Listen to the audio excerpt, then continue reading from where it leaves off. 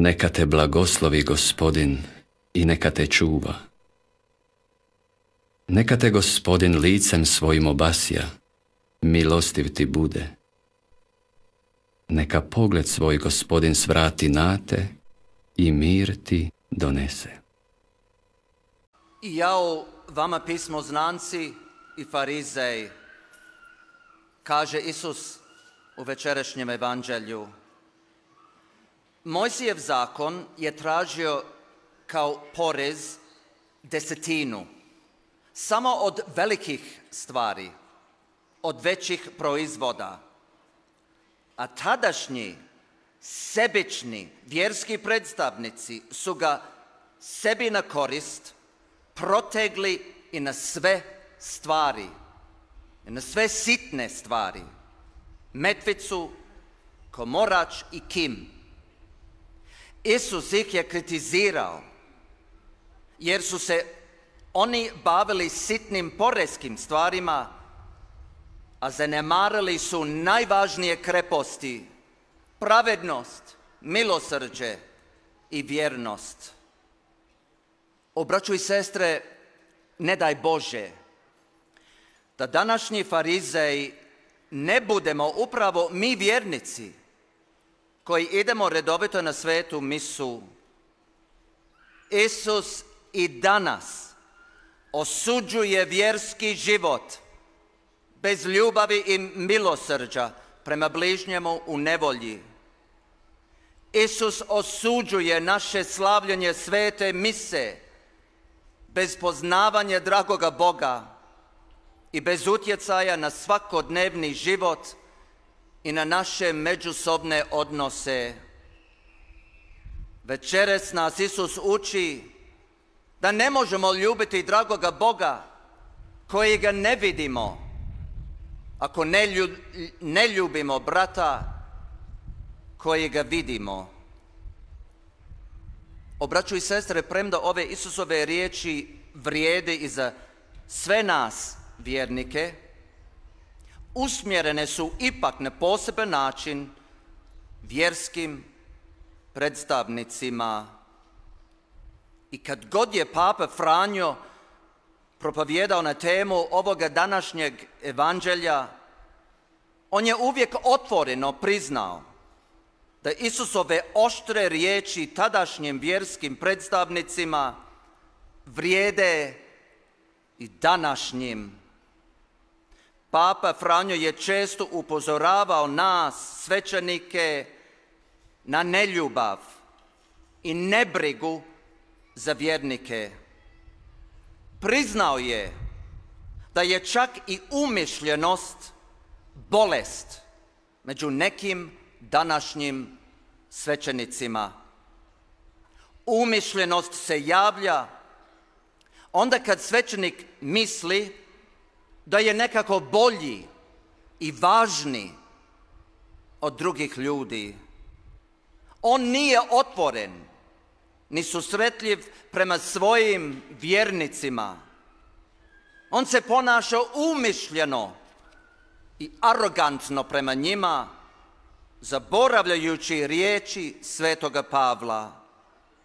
Nikada umišljenost, nego u poniznosti jedni druge smatrajte višima od sebe.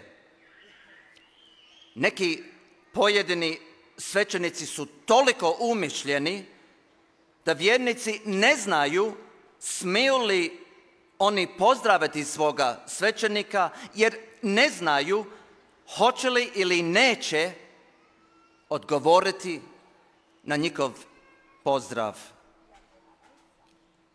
Prema papi, još jedna bolest je ulizivanje nadređenima, odnosno poglavarima, u nadi da će steći njihovu naklonost i napredovati u svojoj svećeničkoj karijeri.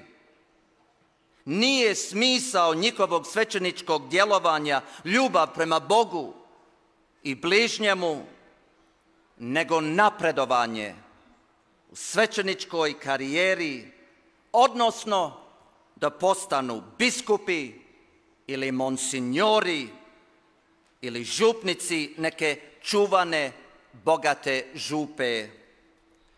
I upravo u skladu s time Papa Franjo je od samog početka svoga pontifikata izrazio negativan izraz prema naslovima za vjerske predstavnike, kao što su uzoriti, mnogopoštovani, preuzvišeni, velečasni i slično. No umjesto težnje za vlašću i svjetovnom dobiti, Isus nas ovako uči u Evanđelju. Najveći među vama, neka vam bude poslužitelj. Znači, prema Isusu, spremnost na služenje najuzvišeniji je ideal za kojim trebaju težiti svi kršćani, a posebno naši biskupi i svećenici. Braćo i sestre, u ovom suvremenom svijetu u kojemu smo preko televizije, pošte, radija i interneta bombardirani sa svih strana raznovrsnim informacijama, današnji ljudi od svojih vjerskih predstavnika traže svjedoka, a ne samo dobrog govornika. Današnji čovjek želi primijetiti, želi vidjeti, želi osjetiti Božje nadnaravno djelovanje u životu svoga fratra, svećenika, župnika, biskupa. U stvari, pa tako je bilo i od samoga početka kršćanstva.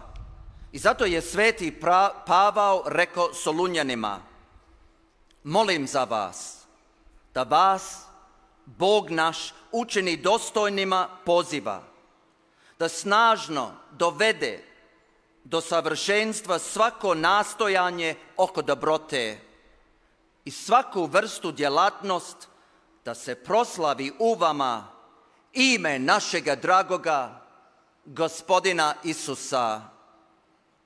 Upravo zato, braćo i sestre, mnogi obraćenici priznaju da ih nisu toliko ganule riječi koje su slušali u crkvi, nego uzoran život nekog vjerodostojnog, iskrenog, vjerskog, blagoga, nježnoga predstavnika.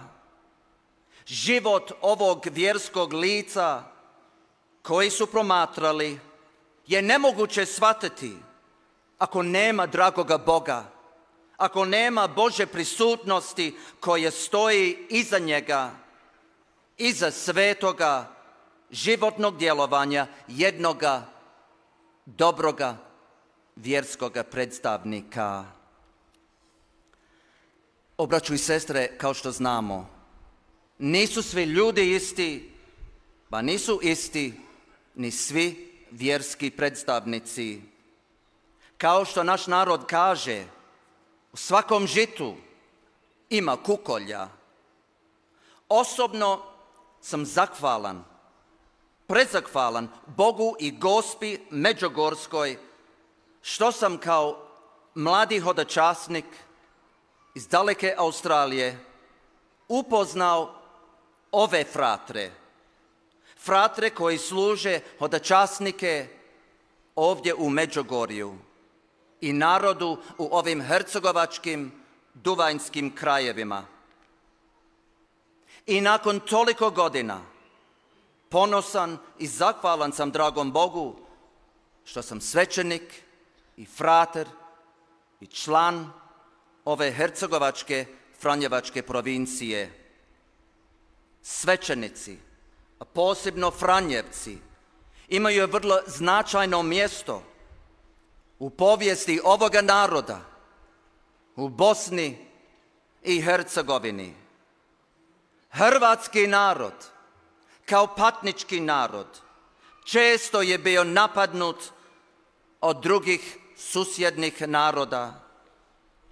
Hrvati u svojoj tragičnoj prošlosti su uvijek nalazili veliku utjehu u svojoj vjeri, u svojoj vjerskoj zajednici, u svojoj crkvi.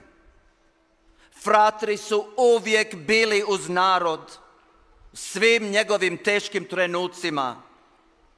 Kad su ljudi bili ostavljeni od svih drugih, ipak su imali svoje fratre i crkvu i Isusa prisutnog u presvetom oltarskom sakramentu. Toliki su fratri, braćo i sestre, izgubili život zbog svoje ljubavi i odanosti Božjem narodu.